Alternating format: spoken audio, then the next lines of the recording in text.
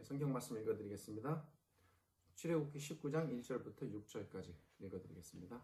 이스라엘 자손이 애굽 땅을 떠난 지 3개월이 되던 날 그들이 시내 광야에 이르니라.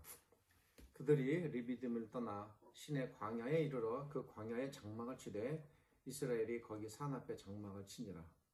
모세가 하나님 앞에 올라가니 여호와께서 산에서 그를 불러 말씀하시되 너는 이같이 야곱의 집에 말하고 이스라엘 자손들에게 말하라. 내가 애굽 사람에게 어떻게 행하였음과 내가 어떻게 독수리 날개로 너희를 넘어 내게로 인도하였음을 너희가 보았느니라. 세계가 다 내게 속하였나니 너희가 내 말을 잘 듣고 내 언약을 지키면 너희는 모든 민족 중에서 내 소유가 되겠고 너희가 내게 대하여 제사장 나라가 되며 거룩한 백성이 되리라. 너는 이 말을 이스라엘 자손에게 전할지니라. 우리는 지난 4주간에 걸쳐 본문의 말씀을 살펴보았습니다. 첫 번째와 두 번째 주일은 1절과 2절을 중심으로 살펴보았으며 세 번째 주일에는 3절을 중심으로 살펴보았습니다. 그리고 시간마다 조금씩 요약해서 다시 또 말씀을 드렸습니다. 지난 주일에는 4절을 집중적으로 살펴보았습니다. 이렇게 해서 1절부터 4절까지의 내용을 4주간에 걸쳐 살펴보았습니다. 그 중에서 1절과 2절을 통해서는 왜 모세가 이 시내산이라는 장소를 특별한 장소로 여겼는지, 이 시내산이 모세와 그리고 장차 가나안 땅에 들어가 살게 될 광야 세대들에게 어떤 의미가 있는지를 설명드렸습니다. 시내산은 모세가 처음 부름을 받은 산이며 또한 이 시내산은 언약의 산이었습니다. 또 이 시내산은 율법을 받은 거룩한 장소였습니다. 이에 모세는 장차 이스라엘 백성이 이 시내산을 기억하여 언제나 하나님과 맺은 언약 그리고 그분의 법도를 잊지 말라고 당부하는 뜻으로 이 산에 대하여 그리고 이곳에서 일어난 일을 기록하게 됩니다. 또 지난 세 번째 설교에서 3절에 대해 설명드릴 때 모세가 중보자의 위치에 있었다고 설명드렸습니다. 중보자란 대표자나 대리자가 아니라고 말씀드렸습니다. 중보자란 양쪽의 모두를 나타내는 지위와 자격을 가진 존재였습니다. 모세는 이스라엘 백성에게는 하나님이 되고 또 하나님께는 이스라엘 백성 전체가 되는 그런 위치에 있었습니다. 매우 독특한 위치입니다. 이것이 중보자로서 모세의 자리였습니다. 이런 중보자가 구약시대에 또 존재했는데 그가 바로 다윗이었으며 그리고 모세와 다윗의 이런 중보자의 모형을 따라 이 땅의 참 중보자, 그러니까 실제가 되시는 중보자가 됩니다. 그분이 바로 우리가 섬기는 예수님이라고 말씀드렸습니다. 모세와 다윗이 이스라엘 백성에게 중보자가 되어 그들을 참되고 바른 길로 인도하였듯이 예수님께서 우리를 위해 이 땅에 중보자로 오셨기에 우리는 예수님이라는 이 중보자를 통해 하나님께 나아갈 수 있는 길이 열린 것입니다. 그리고 이와 더불어 우리는 중보자이신 예수님을 통해 우리가 받을 모든 죄의 저주와 죽음과 심판으로부터 완전하게 마치 그 옛날 이스라엘 백성이 애굽으로부터 나온 것처럼 우리가 그렇게 나왔다라고 말씀드렸습니다. 왜 구약과 신약 성경에 그렇게 이미 과거의 나라인 애굽이라는 단어가 반복적으로 등장하는지에 대해서도 지난 주일에 설명드렸습니다. 4절은 하나님께서 애굽에서 행하신 일과 이스라엘 백성에게 행하신 일 두 가지를 전한다고 또 말씀드렸습니다. 하나님께서 애굽에서 행하신 일은 애굽을 치신 일이었으며 이스라엘 백성을 위해 행하신 일은 이스라엘을 구원하신 일이었습니다. 4절에 이 두 내용이 모두 들어있습니다. 하나님께서 애굽에서 행하신 일은 대표적으로 10가지 재앙으로 표현되며 이스라엘 백성을 위해 행하신 일은 출애굽으로부터 시작해서 애굽에서 무사히 나오기까지 그리고 바다를 건너 40년간을 지내기까지 나타난 하나님의 보호하심과 인도하심이었습니다.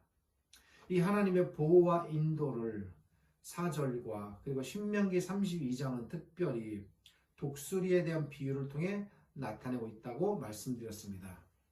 지난주의 설교가 그분의 날개라는 제목이었습니다. 우리는 떨어지고 떨어져도 그것은 완전히 떨어지는 것이 아니라 다만 우리 하나님 그분의 날개 위에 안착되기 위한 과정이다라고 말씀드렸습니다.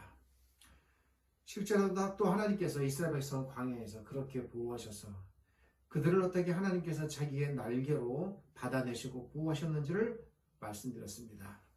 대략 이 정도가 지난 4주간에 걸쳐 말씀드린 내용입니다. 오늘은 5절에 대해 설명을 드립니다. 오늘 5절에 대해 설명을 드리고 다음 주일에 6절에 대해 설명을 드리면 제 계획으로 대략 이 출애굽기 19장 1절부터 6절까지의 설교가 마무리되지 않을까 생각됩니다. 5절을 살펴보겠습니다. 우리말 성경 5절은 이렇게 말합니다. 세계가 다 내게 속하였나니 너희가 내 말을 잘 듣고 내 언약을 지키면 너희는 민족 중에서 내 소유가 될 것이다. 제가 이 부분을 읽어드리면서 우리말 성경이라고 말씀드렸는데 특히 우리말이라고 제가 말한 그것에 나름의 이유가 있습니다. 그 이유는 이 5절을 우리말 성경과 히브리어 성경의 원문과 비교하기 위함입니다. 5절이 우리말 성경과 히브리어 원문 성경과 어떤 차이가 있는지 살펴볼 필요가 있습니다. 여기서 중요한 차이점은 단어나 표현의 차이라기보다 문장 배열, 위치의 차이입니다. 우리가 말할 때 보통 문장을 어떻게 배열하는가에 따라 전하고 싶은 의미가 강조되거나 또는 같은 말도 다른 의미로 전달되기도 합니다. 보통 말을 할 때는 고정된 문법의 어순을 따라 말하기보다 그런 거 다 무시하고 사람들이 자기가 강조하고 싶은 말을 급히 문법을 무시한 채 먼저 말하는 경우도 있습니다. 5절이 그런 경우에 해당됩니다. 5절을 우리말 성경과 원문과 비교해 볼 때 나타나는 두드러진 차이점은 우리말 성경은 5절에서 세계가 다 내게 속하였다라는 말을 맨 앞에 배열시키고 있습니다. 반면에 히브리어 원문 성경은 5절에서 이 부분, 즉 세계가 다 내게 속하였다라는 말을 맨 뒤에 배열시키고 있습니다. 그리고 히브리어 원문을 따라 5절을 살펴보면 군데군데 우리말 성경에는 없는 강조 부사나 또 조금씩 다른 표현들이 등장합니다. 이런 점들을 염두에 두시면서 제가 지금 읽어드리는 히브리어 원문 5절을 들어보시면 좋으실 것 같습니다. 이렇습니다. 지금 만약 너희가 정말로 나의 목소리를 듣고, 여기서 정말로라는 말은 히브리 원문에는 있지만 우리말 성경에 빠진 것 같습니다. 지금 만약 너희가 정말로 나의 목소리를 듣고 그리고 너희가 나의 언약을 지키면 너희는 나에게 모든 민족들 중에서 소유가 될 것이다.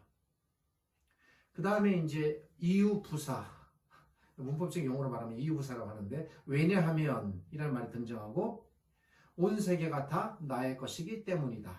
이것이 5절에 대한 히브리어 원문 성경을 거의 지역에 가깝게 해석해서 배열시킨 것입니다. 여기서 온 세계가 다 나의 것이다 라는 말이 5절에서 맨 앞에 우리말 성경에 위치하는 것과 그리고 히브리어 원문 성경 읽어드린 것처럼 맨 뒤에 위치해 있는 것의 의미의 차이가 있습니다. 그 의미의 차이가 무엇인가를 알아보면 5절의 의미가 더욱 분명하게 나타나는데 그것을 알아보자는 것이 오늘 설교의 핵심입니다. 5절에서 중간에 위치한 중심이 되는 어구는 이스라엘 백성이 하나님의 소유가 된다라는 것입니다. 이것이 이제 센터, 중심입니다. 히브리어 원문 성경을 참고로 살펴보면 이스라엘 백성이 하나님의 소유가 된다는 이 표현 앞에 죄송합니다. 너희가 내 언약을 지키면 이라는 말이 있고, 그러니까 지금 잘 생각하시면서 들어야 됩니다. 아무 생각 없이 눈만 뜨고 쳐다보면 뭔 소리인지 하나도 모르고 다 넘어갑니다. 다시 정리하겠습니다. 너희가 내 언약을 지키면 이라는 말이 있고 그 다음에 그 뒤에는 세계가 다 내게 속하였기 때문이라는 말이 맨 뒤에 가 있어요. 히브리 원문 성경은. 그리고 이 둘 사이, 즉 너희가 내 언약을 지키면 그 다음에 세계가 다 내게 속하였기 때문이다라는 이 두 표현 사이에 너희는 열국 중에 내 소유가 될 것이다 라는 것이 이 원문입니다. 여기서 우리가 생각해 보아야 할 문제는 이것입니다. 5절을 이 어순의 문법적인 문제를 통해 접근해 볼 때 하나의 문제가 생깁니다. 그것은 이스라엘 백성이 하나님의 소유가 된다라는 것이 바로 그 앞에 나와 있는 너희가 하나님의 언약을 잘 지키면 이라고 되어 있으니까 그들이 하나님의 언약을 잘 지켰기 때문인가? 또 지켜야지만 하나님의 소유가 된다라는 말인가? 라는 거예요. 그리고 또 5절 중간에 위치한 이스라엘 백성이 하나님의 소유가 된다는 말 뒤에 세계가 다 내게 속하였다는 말은 또 뒤에 이유가 또 나와 있어요. 그러니까 하나님의 말씀을 순종하고 언약을 지키는 것이 이스라엘 백성 편에서 그들에게 하나님의 소유가 되는 근거가 될 수 있는가라는 것이 이유로 등장을 했는데 문장에서 또 뒤에서는 세계가 다 내게 속하였기 때문에 너희는 나의 소유다라는 이유가 뒤에 또 등장하는 겁니다. 그러니까 어떤 한 결과에 대해서 같은 이유가 앞에도 등장하고 뒤에도 등장하고 이중적 이유가 등장했다는 거죠. 하나님 편에서는 단순히 그들이 하나님의 언약을 잘 지켰다고 해서 그들이 하나님의 소유가 되는 것은 아니었습니다. 온 세계가 다 하나님의 소유이신데 특별히 하나님께서 이스라엘 백성을 그 중에 선택해 내셔서 그들을 하나님의 소유로 삼으셨기 때문에 그들이 하나님의 소유가 될 수 있다는 것이 뒤에 가서 강조되어 있어요. 왜냐하면 너희는 다 나의 소유다. 왜냐하면 여기 보면 왜냐하면 이유가 있습니다. 왜냐하면 세계가 다 내게 속하였기 때문이다. 근데 그럼에도 불구하고 왜 그 앞부분에는 마치 오해를 불러일으키는 것처럼 너희가 언약을 잘 지키면 내 소유가 되는 것처럼 그렇게 말하고 있을까라는 거죠. 정리하면 이렇습니다. 이스라엘 백성이 하나님의 소유가 되는 문제는 물론 이스라엘 백성이 얼마나 하나님의 언약을 잘 지키는가에 따라 앞으로 계속적으로 하나님의 소유로 존재할 것인가의 여부가 달려있긴 하겠습니다만 그러나 그럼에도 불구하고 그들이 이런 위치에 이룰 수 있는 것은 즉 그 근본적인 이유는 그들의 어떤 공로나 행위 때문이 아니라 그 처음의 근거는 하나님께서 그들을 선택해 내셨다는 거예요. 여기에 모든 이유가 다 모아져 있는 겁니다. 그래서 히브리어 성경 원문 5절은 왜냐하면 세계가 다 내게 속하였기 때문인데 그 중에 내가 너희를 선택해놨다는 말을 뒤에서 강조하고 있는 겁니다. 이런 5절의 의미를 보다 잘 이해하기 위해 우리는 이 5절을 출애굽기 19장과 20장이라는 조금 더 넓은 흐름 속에서 이해할 필요가 있습니다. 모세는 19장에서 자 오늘 이 본문의 현장입니다. 하나님을 산 위에서 뵙고 하나님으로부터 이스라엘 백성이 하나님을 어떻게 섬겨야 할지에 대한 도리를 20장부터 31장까지 무려 12장이라는 장대한 이 양에 걸쳐 전달을 받게 됩니다.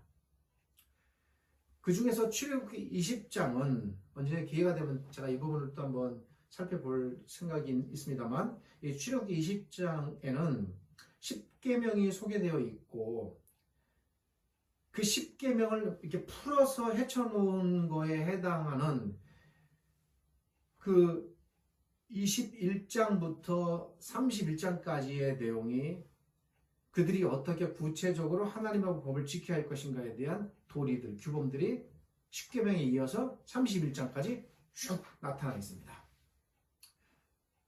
우리는 이 전체를 모아서 율법이라고 부르는데 이 율법은 하나님과 이스라엘 백성과의 언약 관계를 토대로 그들이 율법을 어떻게 지키고 이 율법을 유지하느냐에 따라 언약의 지속 여부가 달려있다고 말할 정도로 대단히 중요한 부분입니다. 언약이 유지되기 위해서 최소한 이 정도 해야 된다라는 것은 라는 하나님의 기본 가이드라인입니다. 예. 이 라인이 무너지면 언약 자체가 이제 위태로워지는 거예요. 예.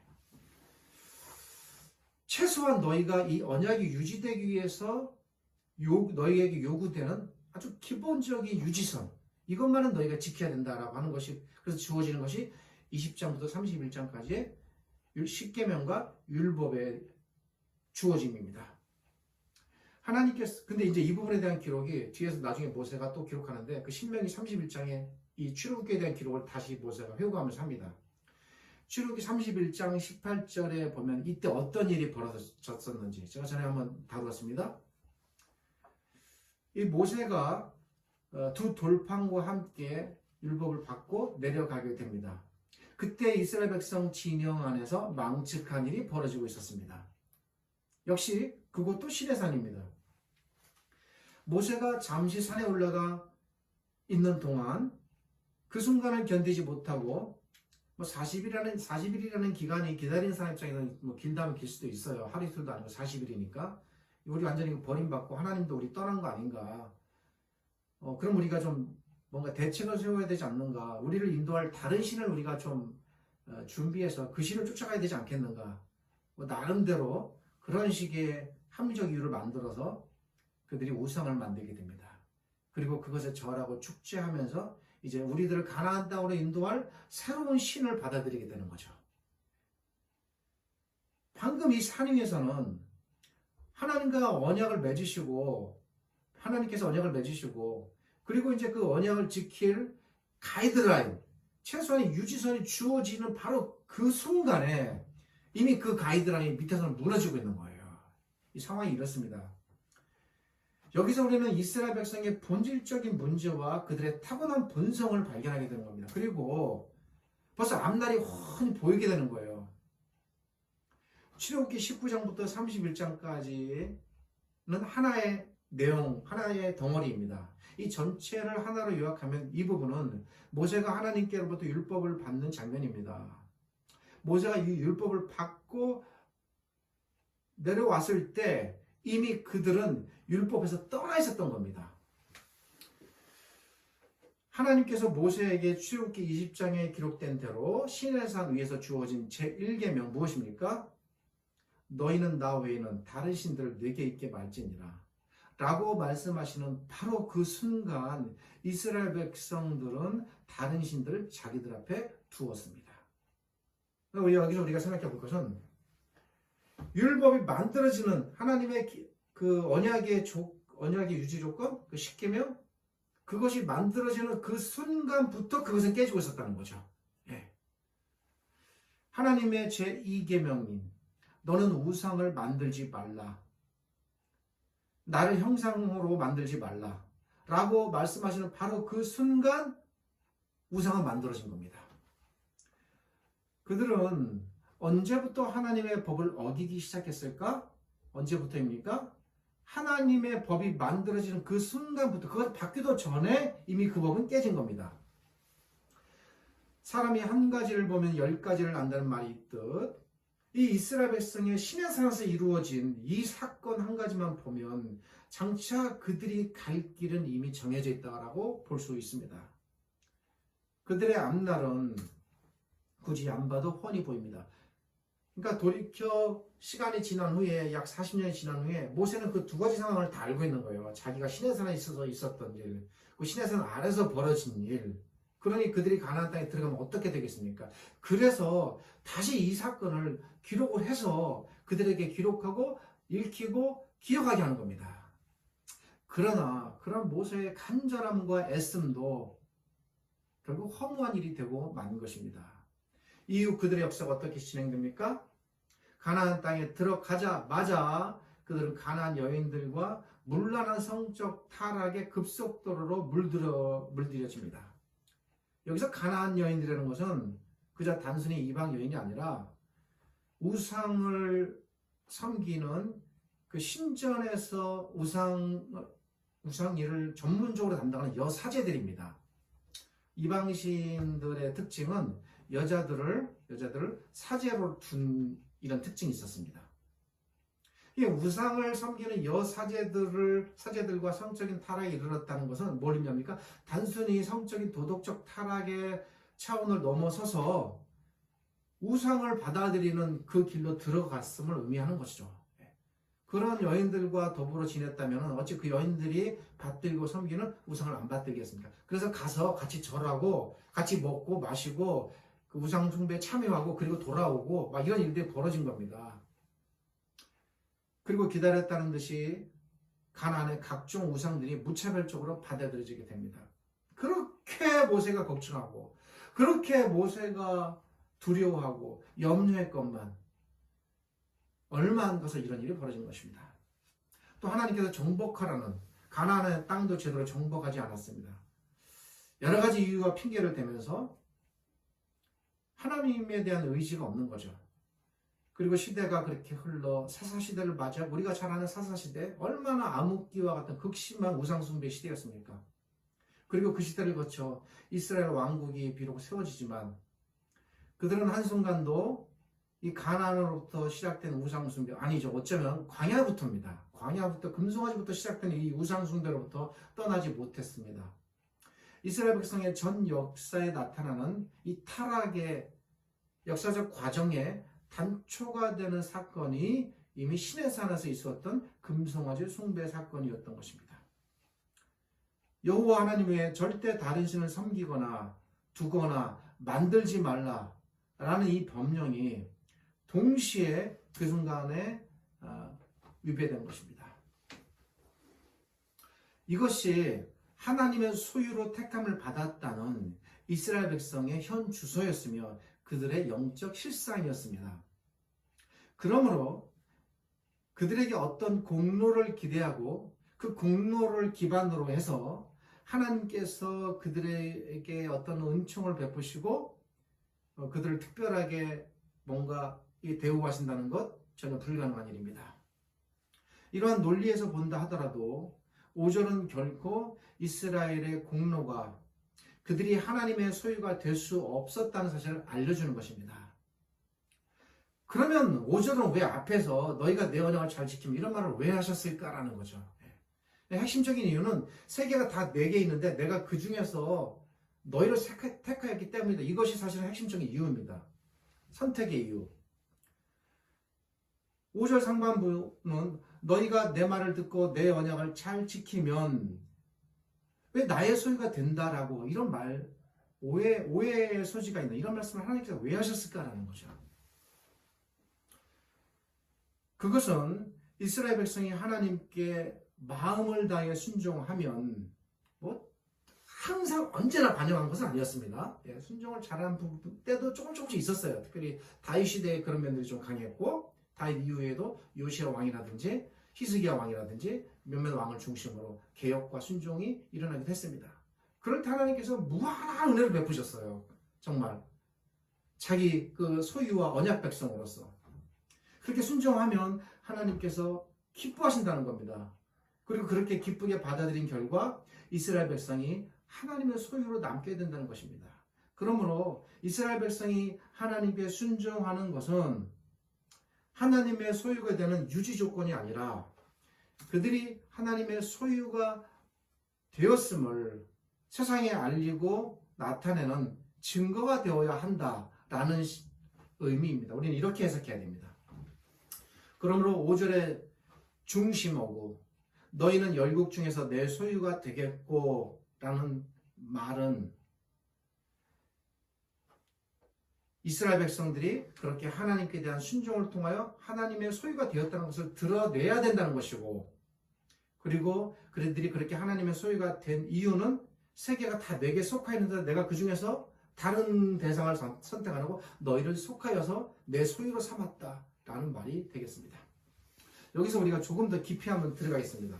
여기서 그러면 내 소유라는 단어, 이 말이 갖는 의미가 무엇인지 용어는 조금 살펴볼 필요가 있습니다. 저는 웬만하면 단어나 그 낱말의 의미는 그렇게 거기 집중하진 않으려고 합니다. 왜냐하면 이제 전체 문맥의 흐름을 놓칠 수가 있기 때문에 여기서는 문맥과 잘 일치되는 의미이기 때문에 살펴볼 필요가 있습니다.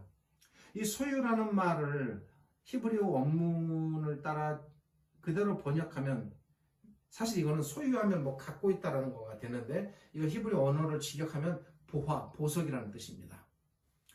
그래서 이 단어를 그대로 사용을 해서 5절을 살펴보면 5절은 이스라엘이 하나님의 보석이 된다라는 뜻입니다. 조금 의미가 다르게 와닿죠? 여기서 보석, 보화라는 의미는 어떤 것일까? 왜 하나님께서 이런 표현을 쓰셨을까? 이런 거죠. 우리가 얼핏 느끼는 그런 의미와 좀 거리가 있습니다. 여기서 보화란 어떤 가치나 소중함 등과 관련된 그 보화의 어떤 가격적인 가치를 말하는 것은 아닙니다. 여기서 보화란 특별하다는 의미가 들어있는 뜻입니다. 하나님께서 특별한 목적으로 사용하시기 위하여 하나님의 것으로 따로 선택해서 두셨다. 그래서 특별한 거예요. 그런 의미가 이 보화라는 단어 속에 담겨 있습니다. 예를 들어 우리에게 어떤 귀한 대상이 있습니다. 근데 그 귀한 대상이 다른 사람한테는 하찮을 수도 있어요. 다른 사람한테는 흔한 것일 수도 있습니다. 그런데 나에게는 특별한 것입니다. 그것이 뭐 돌덩어리 하나일 수도 있고 어떤 사진일 수도 있고 어떤 물건일 수도 있고 정말 보석일 수도 있고 또 사랑하는 자녀일 수도 있습니다. 그럴 때 그 특별함은 돈의 가치로는 매겨질 수 없는 가치를 지니고 있죠. 나와 특별히 연관되어 있어서 정말 나에게서 내가 포기할 수 없는 나에게 정말 귀한 것, 다른 사람이 그런 비슷한 거 10개, 100개를 준다 해도 나는 그거 다 필요 없고 나는 오직 이거 하나만 있으면 된다라는 그런 심정으로 느껴지는 선택적 특별함. 그것은 바로 그 사람에게 보석, 보화와 같은 것일 것입니다. 우리에게 그러한 특별한 어떤 존재나 대상이 있는 것처럼 하나님께서 이스라엘 백성을 그런 특별한 하나님의 보석과 같은 존재로 여기신다는 뜻입니다. 즉 이스라엘 백성은 그 존재 자체로 하나님께 특별한 존재, 그래서 하나님께서 너희는 나의 보화다라고 말씀하시는 겁니다. 5절 이후의 중심 어구인 너희는 열국 중에서 내 소유가 되겠고 라는 말은 이스라엘 백성이 여러 민족들 중에서 하나님께 특별한 존재가 된다는 하나님께 특별한 존재가 된다는 그런 의미라기보다는 하나님께서 이스라엘을 여러 열국들 중에서 특별한 목적으로 그들을 사용하신다는 의미에서 하나님의 소유가 된다, 그런 의미입니다. 이 5절은 우리와 매우 밀접한 연관을 맺습니다. 이스라엘 백성이 하나님의 소유로 선택받은 것처럼 우리가 그렇게 하나님의 소유로 선택받았습니다. 이제 이 부분을 연관을 생각해 보려고 합니다. 이 하나님의 소유는 매우 특별하여 하나님께 보물과 같은 존재입니다. 제가 그냥 듣기 좋으라고 드리는 말씀이 아니라 우리가 이렇게 하나님께 선택을 받은 특별한 보물, 하나님의 보화가 되었습니다.